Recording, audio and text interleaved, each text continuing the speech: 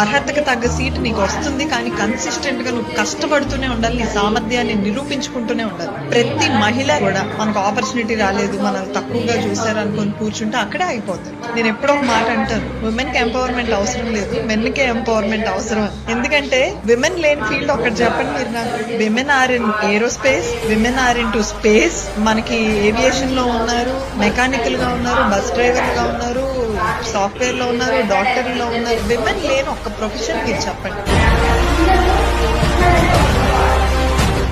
అర్హతకు తగ్గ సీట్ నీకు వస్తుంది, కానీ కన్సిస్టెంట్ గా నువ్వు కష్టపడుతూనే ఉండాలి, నీ సామర్థ్యాన్ని నిరూపించుకుంటూనే ఉండాలి. ప్రతి మహిళ కూడా మనకు ఆపర్చునిటీ రాలేదు, మనల్ని తక్కువగా చూసారు అనుకొని కూర్చుంటే అక్కడే అయిపోతుంది. నేను ఎప్పుడో ఒక మాట అంటాను, విమెన్ కి ఎంపవర్మెంట్ అవసరం లేదు, మెన్ కే ఎంపవర్మెంట్ అవసరం. ఎందుకంటే విమెన్ లేని ఫీల్డ్ ఒకటి చెప్పండి మీరు నాకు. Women are in aerospace, women are into space, మనకి ఏవియేషన్ లో ఉన్నారు.